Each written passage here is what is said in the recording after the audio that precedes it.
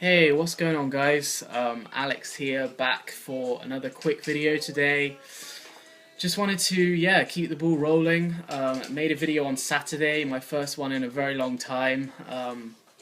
First of all, thank you if you watched that video, liked, commented, or even just watched. It means a lot to me that you guys still value my opinion and what I have to say, and it means a lot after pretty much all but removing myself from the Varna community. It's reassuring to know that you guys, still watching. So thank you for that. Today I just wanted to make a quick one. And really, I just wanted to kind of go back to the beginnings and roots of this channel.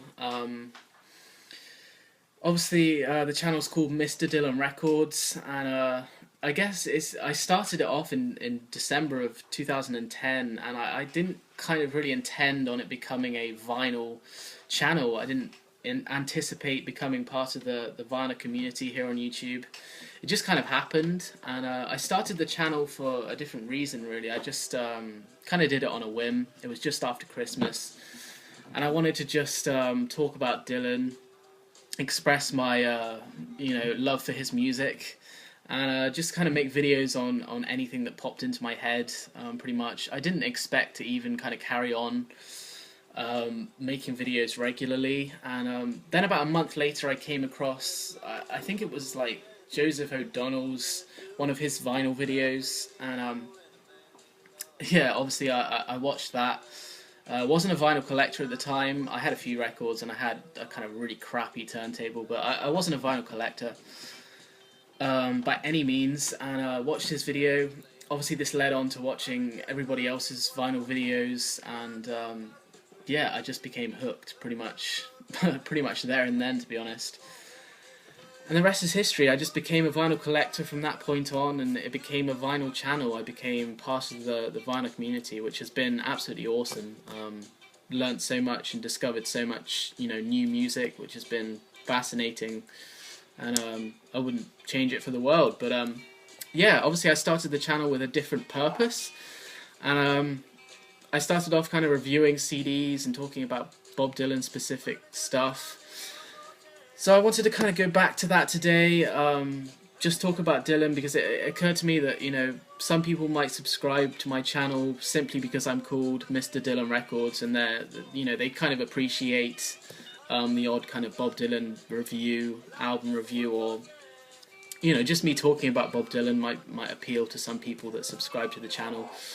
If you're not heavily into Bob Dylan, if you're not that fussed about his music, then maybe this video isn't for you. But if you're interested, then what I'm going to do today pretty much is it's only going to be a quick video. I'm going to do this in parts, but I'm going to kind of give you a quick rundown of my Bob Dylan bootlegs, the bootlegs that I've collected over the years since getting into Dylan.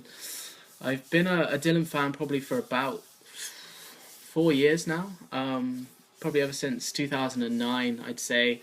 I've been into Dylan, and ever since then I've been fascinated in just accumulating more and more unofficial material in the form of bootlegs, and there's no shortage of Bob Dylan bootlegs. They're an absolute abundance. I mean, there's hundreds and hundreds of them out there that you can get. I've just downloaded them over the internet pretty much over the years, and I've accumulated about 30, 35, maybe 40 bootlegs altogether, but there's hundreds more that I haven't heard yet, and that's the great thing about Bob Dylan and any artist that spans all the way back to the 60s.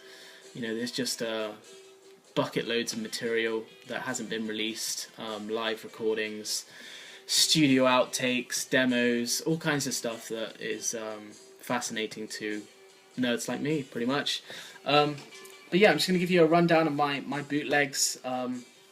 Just going to give you 3 at a time, I think, because I don't want to make the video very long. I don't want to bore you with all kind of loads of jargon. So I'm just going to run down my Bob Dylan bootlegs, starting with, I'm going to do it in chronological order. So I'll start off with the or some of the earliest bootlegs. I'm not going to do the really early ones because I don't think they'll be of interest to too many people, but I'm going to start off in 1963. Um, and yeah, just gonna go ahead and do this. So starting off, we have Live at Carnegie Hall, 1963, and yeah, this is a really fascinating, historic Bob Dylan show from obviously 1963. I believe it was recorded in October of that year. So yeah, a historic show, definitely one that is worth listening to. This bootleg isn't very long, I must stress. It's only about 5 or 6 tracks, I believe, in total, which is strange because other odds and ends from this show have turned up on other official bootlegs, actually. I think No Direction Home, the soundtrack to that DVD, included a couple of songs from Carnegie Hall in 1963. So yeah, it's a very short set list on the actual bootleg album, but it's still a great show. Definitely worth listening to. Very historic. You know, October '63, Dylan was kind of gaining popularity and notoriety all the time. He just released his second album, Freewheelin', a few months before.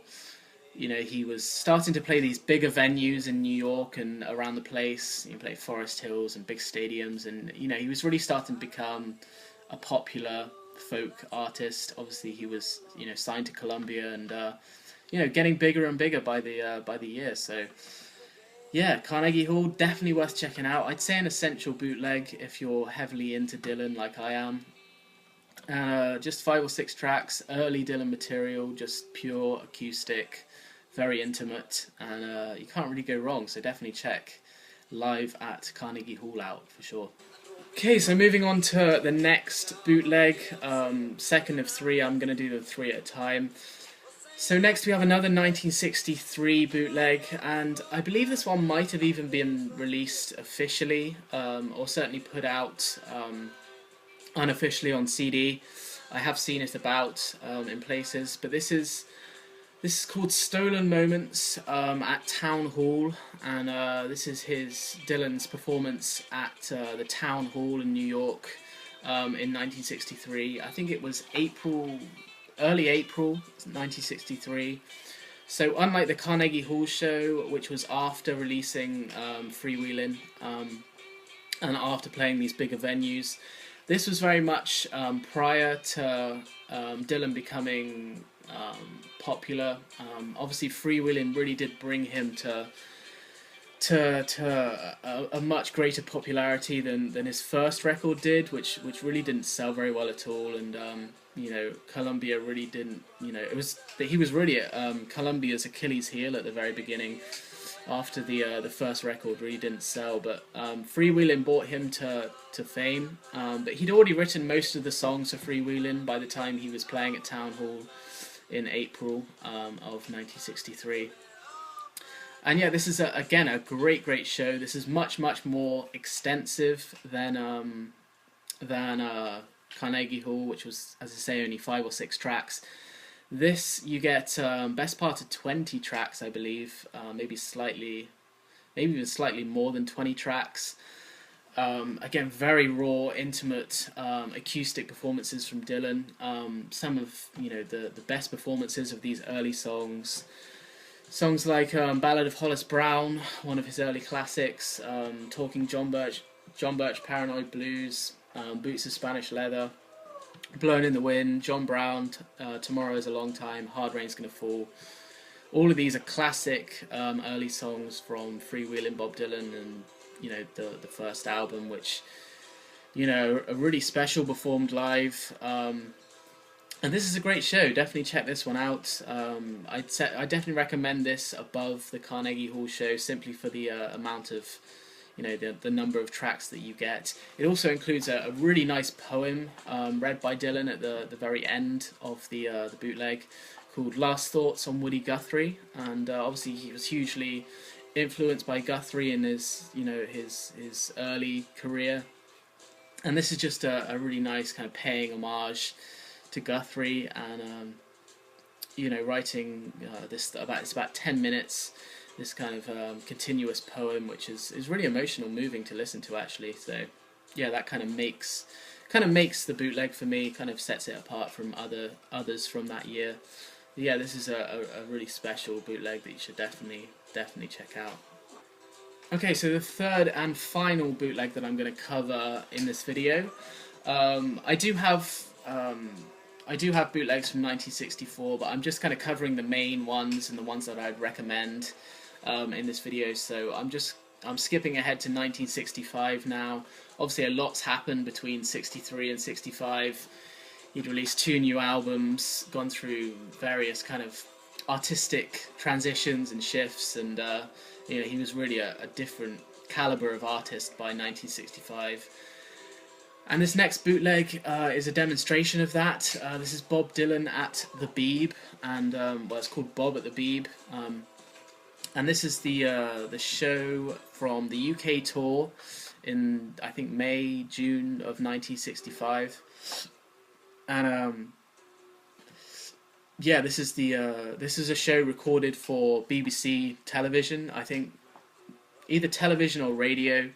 I think it might have been broadcast on radio actually first. In 1965, BBC recorded just one of the standard live Dylan shows that he did in England. His last acoustic tour, of course, before going electric at Newport. Very historic moment, very historic time of his career.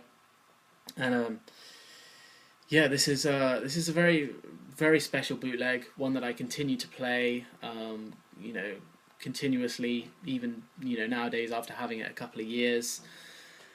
And above, you know, even the bootlegs I mentioned before, this is one that I'd recommend even above those. I think this is an essential, covers, you know, one of my favourite periods in Dylan's career, you know, 65, probably the landmark year for him. And, you know, this is, again, a large, extensive collection of tracks. I think you get, it's a 2-disc collection, so around 20 or so tracks. Acoustic again, but this is, you know, much more surreal, progressive material, you know, that he started writing in late 64, and, you know, coming on to his albums like, you know, Bringing It All Back Home and Highway 61 Revisited. You know, this is much more introspective, deep, dark, you know, poetic songs that he was starting to write. And you get songs like Mr. Tambourine Man, some really powerful, in-your-face versions of It's Alright Ma, I'm Only Bleeding, which is one of my favourite Dylan tracks of all time. Songs like Gates of Eden. But you've also got kind of the throwback stuff to when he was, you know, writing more topical material, like The Lonesome Death of Hattie Carroll, Blowing in the Wind. No, I don't think he sings Blowing in the Wind. Don't Think Twice, It's Alright.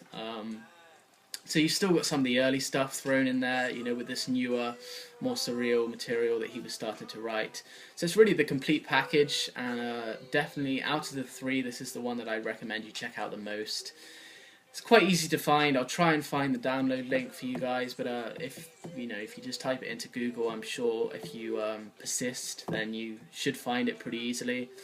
But yeah, that's Bob at the Beeb, his UK tour of 65, which is historic times for his career and for the music industry in general, in my opinion. So that's just 3 bootlegs that you guys might want to check out if you're as crazily into Dylan as I am. I know not many of you will be. I have 30 plus bootlegs in total, so yeah, I'm pretty nerdy, to be honest. But so yeah, thanks for watching if you stay to the end, and yeah, hopefully that will be of interest to some of you guys.